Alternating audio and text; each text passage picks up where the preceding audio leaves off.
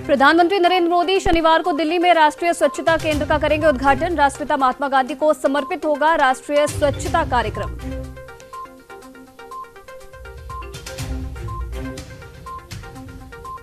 विदेश में लगातार बढ़ता जा रहा कोरोना संक्रमितों का ग्राफ। पिछले 24 घंटे में 62,000 से ज्यादा केस आए सामने। 20 लाख के पार पहुंचा संक्रमितों का आंकड़ा।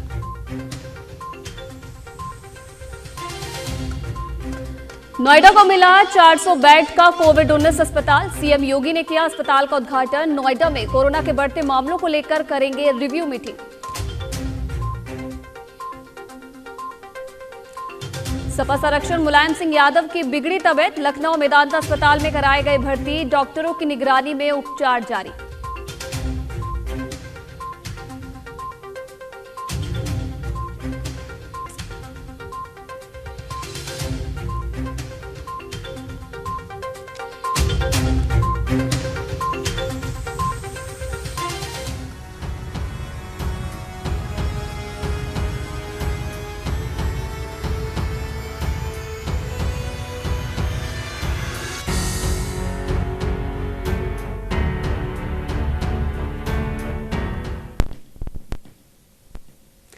नमस्कार, स्वागत है आप सभी का न्यूज इंडिया में और आपके साथ मैं हूं आयुषी नेगी। राजस्थान में पिछले एक महीने से चल रहे राजनीतिक उठापटक के बीच कांग्रेस के बाद बीजेपी ने भी अपने विधायकों को बाड़ेबंदी की योजना बनाई है। जालौर, सिरोही और उदयपुर संभाग के करीब 12 विधायकों को अहमदाबाद के रिसोर्ट में शिफ्ट किया गया है। बाकी विधायकों की बाड़ेबंदी जयपुर करने की तैयारी में है। जानकारी के मुताबिक सभी विधायकों की 12 यहां से बाड़ेबंदी शुरू हो जाएगी और 11 अगस्त से होटल तय करने का प्लान है। हालांकि बीजेपी ने ऐसी किसी प्रकार की बाड़ेबंदी को साफ इनकार कर दिया है। पार्टी सूत्रों से मिली जानकारी के अनुसार 11 अगस्त को बसपा विधायकों के कांग्रेस में विलय को लेकर हाईकोर्ट का निर्णय आने की संभावना है, जिसके कारण बीजेपी भी अब अलर्ट मोड पर नजर आ रही है, जिसके चलते पार्टी आलाकमान के निर्देश पर करीब 1 दर्जन विधायकों को फिलहाल गुजरात शिफ्ट किया गया है।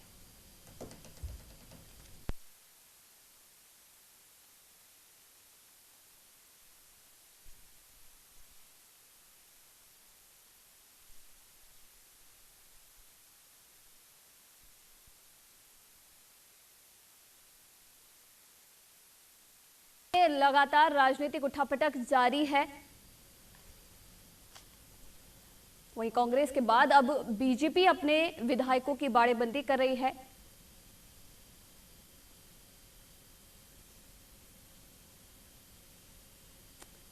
माना यह जा रहा है कि गुजरात फिलहाल सभी विधायकों को शिफ्ट किया जा रहा है।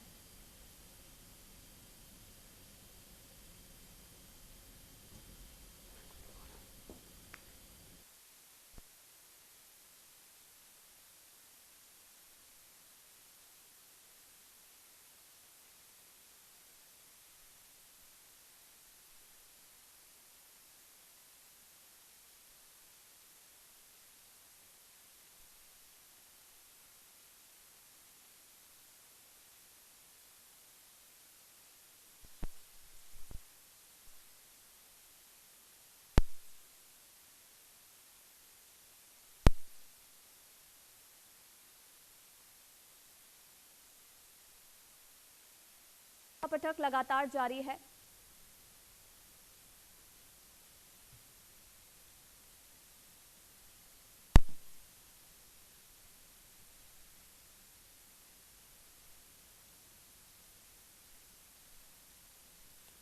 तो आपको बता दें कि गुजरात सभी बीजेपी के विधायकों को शिफ्ट किया गया है। माना यह जा रहा है कि 1 दर्जन बीजेपी के विधायकों को फिलहाल गुजरात के एक रिसोर्ट में शिफ्ट किया गया है।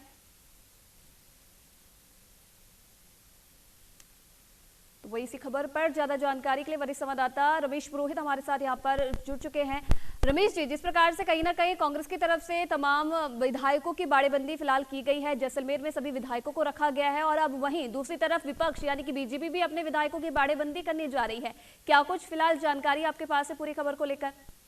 जी आयुष सही कह रही हैं कि बीजेपी के जो राजनीतिक हल्का है गलियारे में भी इस तरह की चर्चाएं काफी है जोर शोर से कि जो जो विधानसभा सत्र नजदीक आता जा रहा है पार्टी हल्कों में भी ये बताया जा रहा है कि वे अपने जो है विधायकों को सुरक्षित रखें। सुरक्षित रखने का मतलब ये है कि वो एक जगह पे सेंट्रलाइज कर दे ताकि कि कांग्रेस की तरफ से जो तोड़ की जो कार्रवाई अभी इन दिनों में चल रही है और ये बताया जा रहा है कि पैरामाउंट से लेकर के जैसलमेर तक जो विधायकों की कांग्रेस विधायकों की जो बाड़ेबंदी हुई है उससे जो बीएसपी के विधायकों का जो हाईकोर्ट में जो मामला चला तो आशंका है कि अगर इन 6 विधायकों को जो विधानसभा कार्यवाही में शामिल होने से रोका गया तो निश्चित रूप से ये गहलोत सरकार जो है गिर जाएगी। इसी से बचाव के लिए कांग्रेस भी उस रणनीति पर तैयारी कर रही है कि बीजेपी में ऐसे कौन कौन से विधायक हैं हो सकते हैं संभावित जो कि जो है जरूरत पड़े तो कांग्रेस की सरकार को बचाने के लिए आगे है। तो डर दोनों तरफ से है, कांग्रेस हल्कों में भी है तो बीजेपी के हल्कों में भी इसी तरह की आशंकाएं अब भी तो नहीं थी लेकिन आप पिछले कुछ दिनों से इस तरह की चर्चाएं अंदर से अंदर चल रही थी।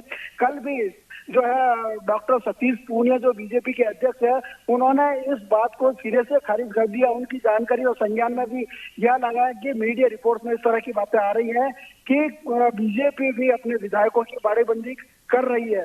तो उन्होंने खुलकर के इस बात को इनकार किया और नकारा लेकिन साथ में उन्होंने यह भी जोड़ दिया कि एक संवाद की प्रक्रिया होती है पॉलिटिकल जो है सिनेरियो में तो हमारे विधायकों के साथ में मिल बैठ करके जो औपचारिक रूप से बातचीत करने की जो परंपरा है उससे जो विधायकों को एक जगह पे जो है लाया जा सकता है। और कल जो इस तरह की जो खबरें आई लगातार के गुजरात जो है 12 विधायकों को और वो भी उदयपुर संभाग के जो विधायक है और खास करके वो आदिवासी इलाकों से बिलोंग करते हैं तो उन विधायकों को गुजरात जो है शिफ्ट किया गया है 12 विधायक। तो 12 विधायकों का गुजरात शिफ्ट होने का इनका ये जो तर्क है कि राजस्थान और गुजरात की सीमाएं जो है बिल्कुल पड़ोस में है और दूसरा वहाँ बीजेपी की भी सरकार है तो उनके जो विधायक वो सुरक्षित रह सकते हैं लिहाजा 12 विधायकों के वहाँ जाने की जो खबरें हैं उसकी पॉलिटिकल हालांकि बीजेपी तो पूरी तरह से खंडन कर रही है कि ऐसा नहीं हो रहा है। विधायकों को शिफ्ट कर रही है जिस तरीके से फिलहाल सूत्रों के हवाले से ये खबर आ रही है कि कहीं ना कहीं 12 को शिफ्ट फिलहाल किया गया है। क्या कुछ आपके पास जानकारी है कि जो बाकी बीजेपी के विधायक है उन्हें कब तक शिफ्ट किया जाएगा या फिर शिफ्ट किया जाएगा या फिर नहीं?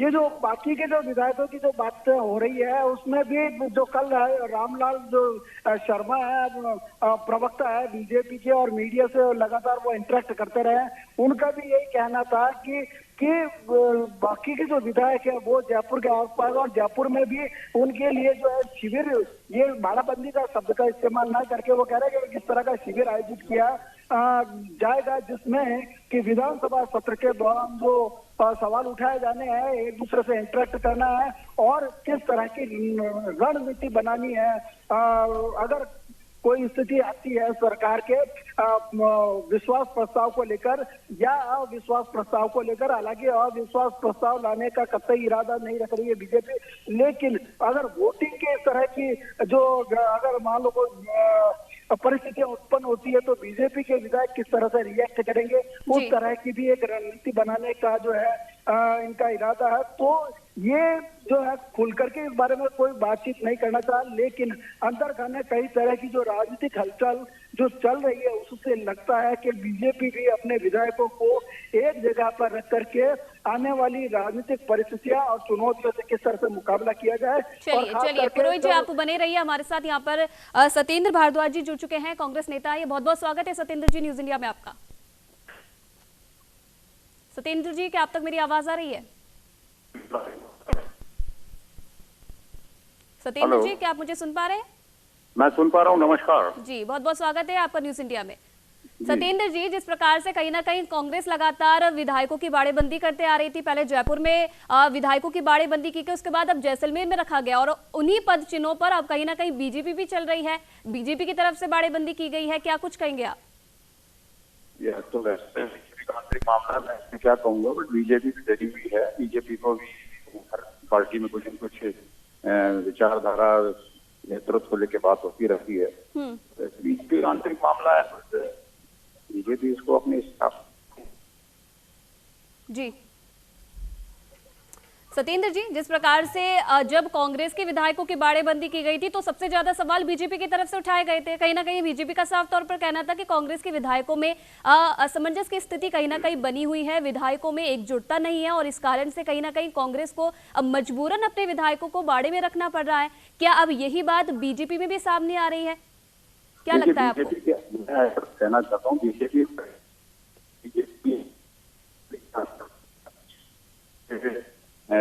प्रदेश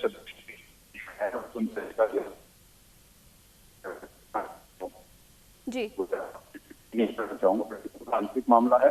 बीजेपी को घर संभालने की जरूरत निश्चित पड़ती है, तो संभालने की बात कर रहे हैं।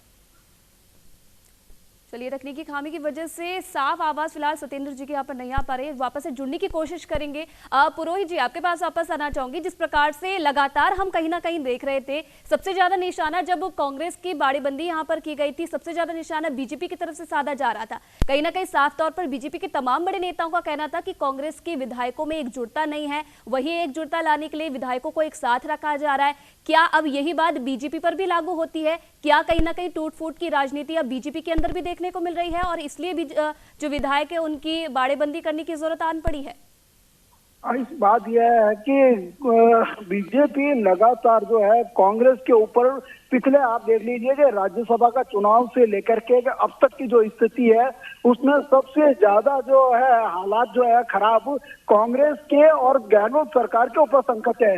बीजेपी शुरू से इस बात को लेकर के कहती आई है कि हम तो दूर से बैठे देख रहे हैं और जो तमाम जो परिस्थितियां जिस तरह की बन रही है उससे हम तो सिर्फ मूक दर्शक है। लेकिन अब आज के हालात इस तरह के वो मूक दर्शक रह करके नहीं देख सकती किसी चीज को, क्योंकि उसका भी परोक्ष रूप से जो है इन्वॉल्वमेंट है इस पूरी गतिविधि में। तो अब सचिन पायलट के ऊपर जो अब रुख है कि किस तरह से वो अपने जो है आगे की जो रणनीति तय करते हैं, बीजेपी का बैकअप उसके साथ में खड़ा है। पीछे से अगर देखा जाए तो आज तक का जो घटनाक्रम हुआ पिछले 1.5-2 महीने से और राज्यसभा चुनाव से लेकर के अब तक की पूरी जो गतिविधि के ऊपर अगर एनालिसिस करते हैं तो बीजेपी जो है परोक्ष रूप से इस पूरे जो है घटनाक्रम के कहीं न कहीं नजदीक रही है, लेकिन हालांकि वो उससे अपने आप को अछूती बताती रही। लेकिन आज की परिस्थितियों में जब 12 विधायकों को गुजरात शिफ्ट करने की जो खबर सामने आई है और जयपुर में जो है बाकी के विधायकों को एक जगह पर के ला करके, तो ये संवाद की प्रक्रिया कह लो या कुछ और कह लो, लेकिन अंदर ही अंदर इस तरह की, और आज तक वसुंधरा राजे का इस पूरे एपिसोड में, इस पूरे मामले में शांत रहना, एक्टिव नहीं रहना, कहीं न कहीं पार्टी में भी। रमेश जी, इसका जवाब कहीं ना कहीं यहाँ पर बीजेपी नेता से जान लेते हैं। मनीष पारिक जी यहाँ पर हमारे साथ जुड़ रहे हैं, बीजेपी नेता हैं। बहुत बहुत स्वागत है मनीष जी न्यूज इंडिया में आपका। जी आयुषी। मनीष जी, कहीं ना कहीं जिस प्रकार से जो सवाल बीजेपी शुरू से उठाती आ रही थी, कहीं ना कहीं उन्हीं पद चिन्हों पर बीजेपी जाती हुई नजर आ रही है। बाड़ेबंदी का जवाब बाड़ेबंदी से यहाँ पर दिया जा रहा है प्रदेश की राजनीति में। नहीं आयुषी, ऐसा कोई बीजेपी की कोई भी बाड़ेबंदी जैसी कोई बात नहीं है।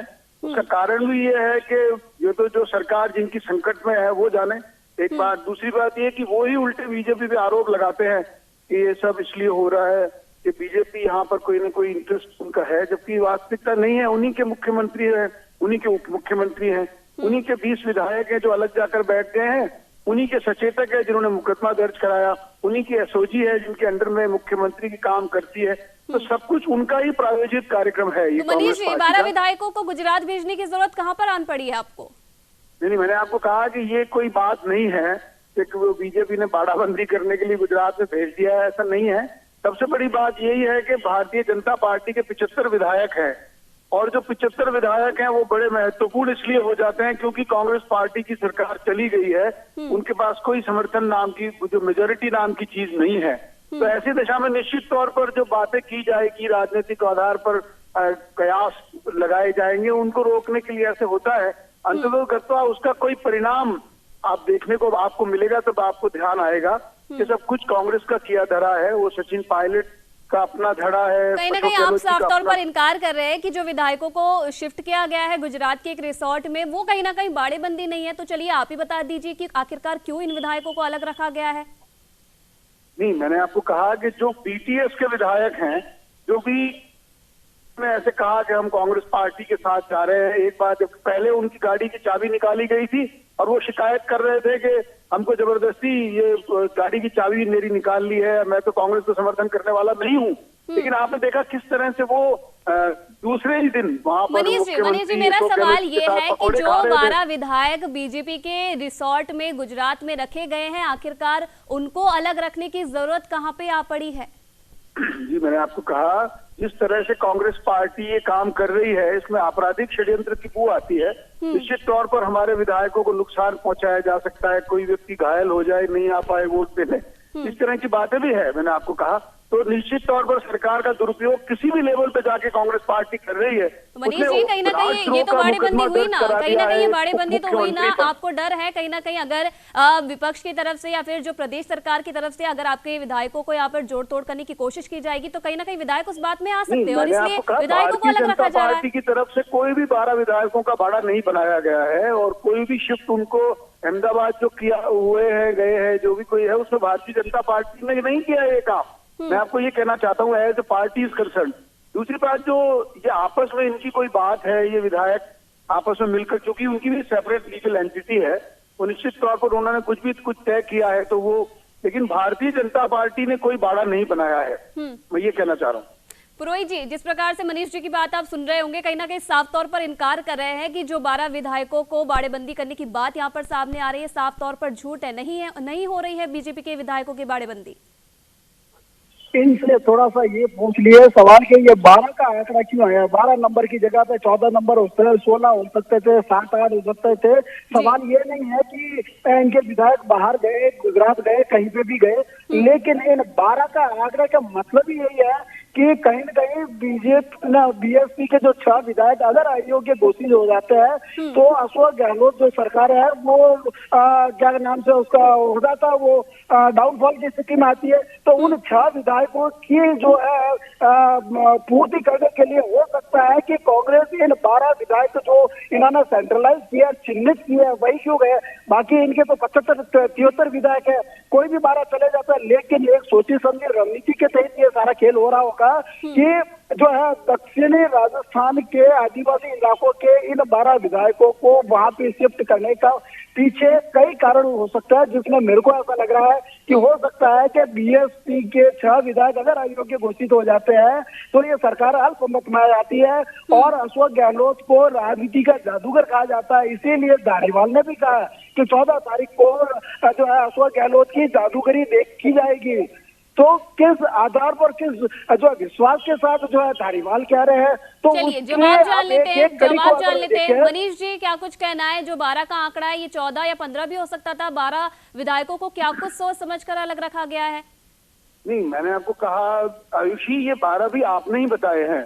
मैंने उस सवाल का जवाब दिया है जिसमें पहले से 12 विधायक आपने इन्वॉल्व किए थे।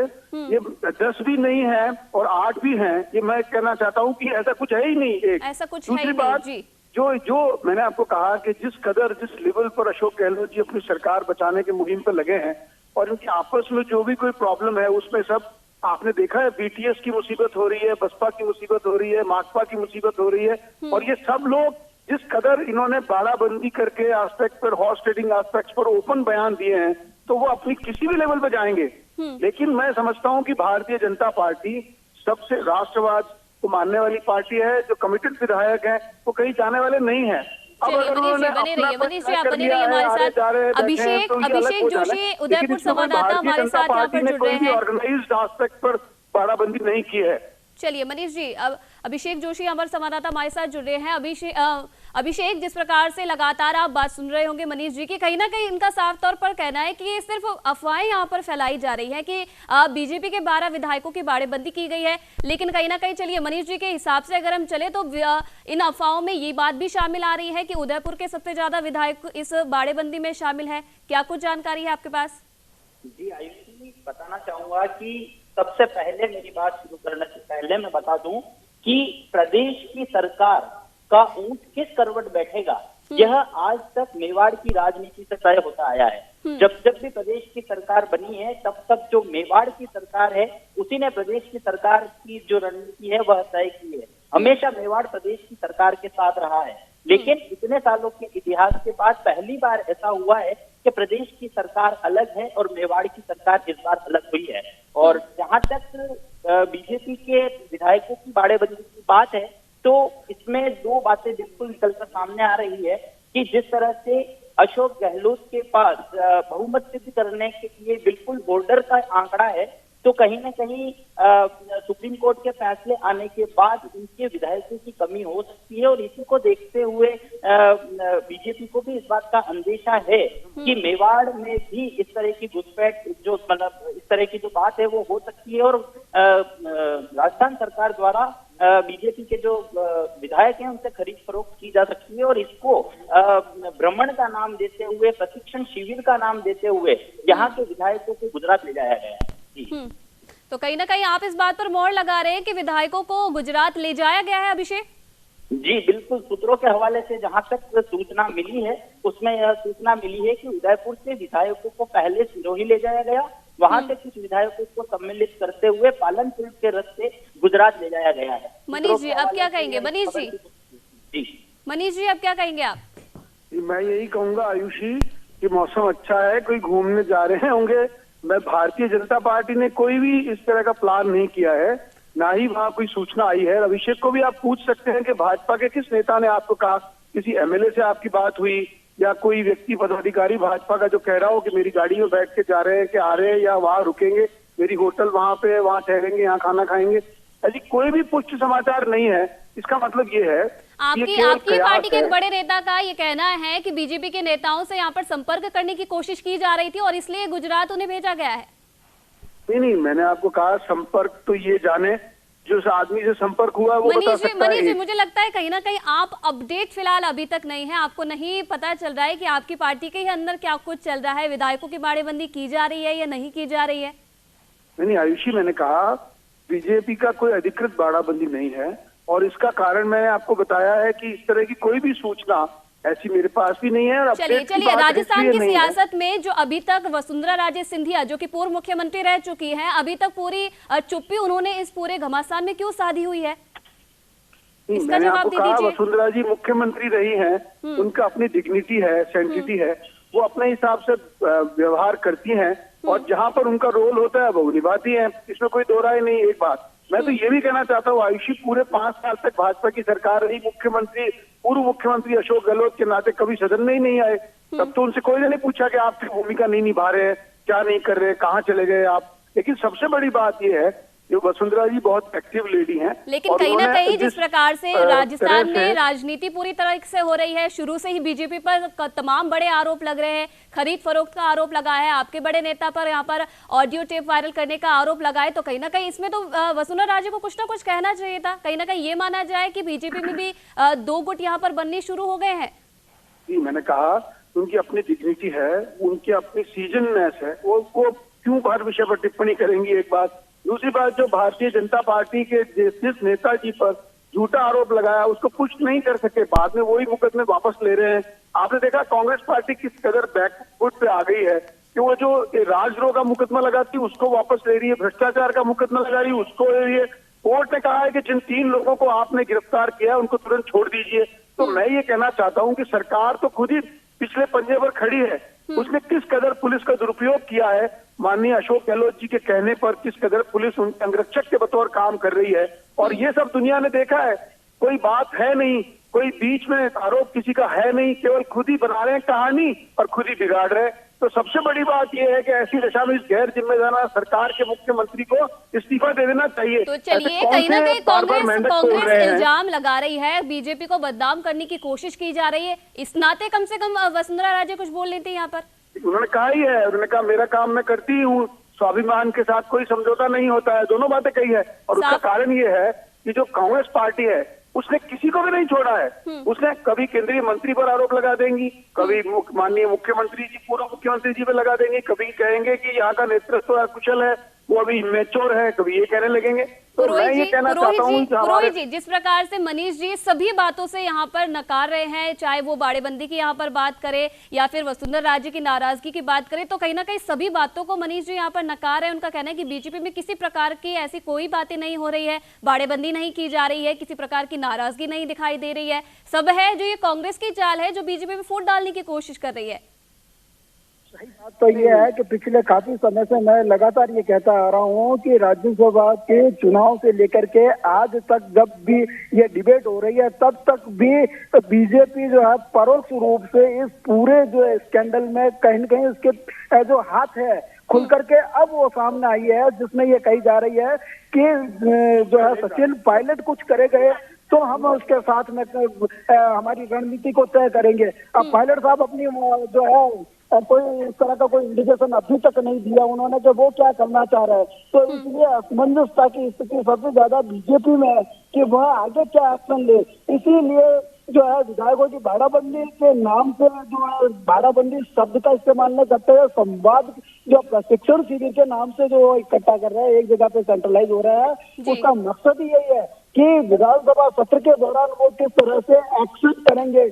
यहाँ पर ये जो विधानसभा सत्र होने वाला है वह राजनीतिक दृष्टि से काफी महत्वपूर्ण है, कांग्रेस के लिए, कांग्रेस की सरकार के लिए और बीजेपी के लिए। और खास करके अगर सचिन पायलट की बात करें तो उनके राजनीतिक अस्तित्व की जो लड़ाई है, चुनौती जो लड़ रहे हैं, उसका भी एक बहुत बड़ा पटाक्षेप होने वाला है। इसलिए यह विधानसभा सत्र इतना आसान नहीं है जितना कि कांग्रेस हो चाहे बीजेपी हो अपने अपने तरीके से उसको व्याख्यायित कर रही है। और मनीष जी की एक बात को कि ये तो एक तरह का पॉलिटिकल टूरिज्म हो गया कि आप जयपुर से जैसलमेर जा रहे हो और यहाँ से जो विधायक है वो अहमदाबाद की तरफ जा रहे हैं। तो पॉलिटिकल टूरिज्म में सबसे ज्यादा अगर आनंद ले रहे हैं इस मौसम का तो वो विधायक है, चाहे वो कांग्रेस के हो चाहे वो बीजेपी के हो।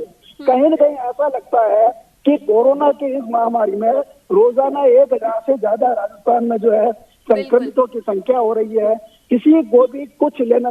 और कल तो जो सतीश कहीं ना कहीं रमेश जी ये माना जाए कि जो बीजेपी कल तक कांग्रेस पर ये आरोप लगाती थी कि कोरोना काल में जो विधायक है उन्हें मस्ती करने की यहाँ पर सूझ रही है, भ्रमण करने की सूझ रही है, आज वही काम कहीं ना कहीं बीजेपी भी करती हुई नजर आ रही है। फिलहाल मनीष जी, रमेश जी और अभिषेक, आपका भी बहुत बहुत धन्यवाद। समय की कमी के कारण चर्चा हमें यहीं पर समाप्त करनी होगी। तीनों का बहुत बहुत धन्यवाद तमाम जानकारी देने के लिए और बातचीत करने के लिए।